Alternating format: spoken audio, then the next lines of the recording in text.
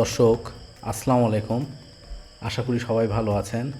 আমার একটা গাছে আজকে কলম করলাম সকাল থেকে। এই গাছে চারা কাটছি প্রায় আটটার মতো কাটলাম সকাল থেকে। তো আরও ভিতরে আছে, আরও ভিতরে খুব ভালো ম্যাচিউর চারা আছে, প্রায় 8-9টা আছে। সেটা গুনতে পারলাম না, এত ভালো আছে। মানে আমার সময়টা দেওয়া একটু বেশি হয়ে গেছে। তো 1.5 বছরের মধ্যে এই গাছে 18 মাসের মধ্যে এই গাছে প্রায় আমি 17টা থেকে 18টা চারা পাবো। তো আমি আগে আপনাদেরকে বলছিলাম ওমানের নিয়ম ফলো করলে প্রচুর পরিমাণে এক গাছে প্রচুর পরিমাণে কলম চারা পেতে পারেন। দেখেন দর্শক, আমি চারাগুলো বেঁধে ফেলছি। প্রথমে কাটা দেখালাম আপনাদেরকে, তারপরে এগুলো বেঁধে ফেলছি আজকে। শুধু এই গাছেরই না, আমি আরও কিছু গাছের করছি আজকে।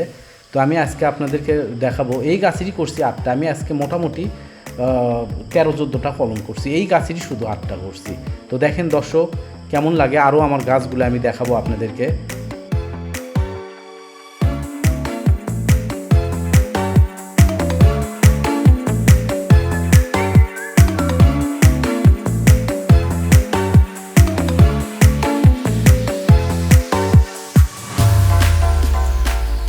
তো দর্শক দেখেন, আমি আগে আপনাদেরকে বলছি যে গাছ যদি আপনারা করতে পারেন, যদি যত্ন করেন, তাহলে শাখার চারা পাওয়া কোনো ব্যাপার না।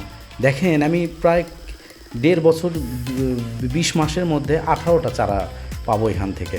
আমি 2টা গাছ এইরকম করে রেডি করছিলাম। তো একটাতে আমি প্রায় 100% সফল হয়েছি, আর একটা গাছ আমার অতিরিক্ত খাবার দেওয়ার জন্য গাছটায় পোকা ধরে মারা গেছে। সেই গাছটারও অবশ্য 5টা শাখার চারা বের হয়েছে। তার মধ্যে আজকে 2টা কলম করছি, আর এটাতে বেশি করছি। এটাতে 3 মাস পরে আমি কেটে নেওয়ার পরে আবার আমি কলম করব। দেখেন দর্শক, এই গাছটা আমি ওইভাবে রেডি করতে চাইছিলাম, কিন্তু এটা করতে পারিনি। এটা 5টা শাখার চারা হয়েছে, হওয়ার পরে গাছটায় পোকা আক্রমণ করে মারা গেছে, কারণ অতিরিক্ত খাবার দিছি। তো যাই হোক, এটা কোনো ব্যাপার না। আমি অনেকগুলো শাখার চারা এবছর পেয়ে গেলাম। আমার বাগান করতে অনেক সুবিধা হবে। তো আপনাদেরকে বলছি যে আপনারা শাখার চারা সংগ্রহ করার জন্য, বেশি পরিমাণে সংগ্রহ করার জন্য আপনারা, আমি আগের ভিডিওতে যেভাবে বলছি সেটা যদি ফলো করতে পারেন, প্রচুর পরিমাণে শাখার চারা পাবেন।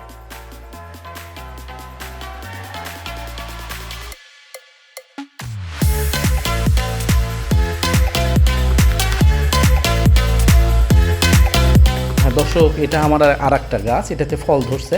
এটাতে বেশি শাখার চারা নাই, এটাতে 4-5টা। তবে আমার যে গাছের শাখার চারা 18টা হয়েছে, আগামী বছর আর আমি শাখার চারা ওখান থেকে নিব না।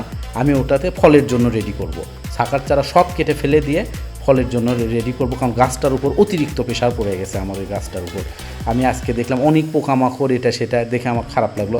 আমার সবগুলো গাছ নিট অ্যান্ড ক্লিন, এটাতে কোনো রকমের অসুখ নাই, কোনো কিচ্ছু নাই, কিন্তু ওই গাছটার উপর আসলে বেশি প্রেশার পড়ে গেছে। তো দর্শক, আজকে এই পর্যন্তই।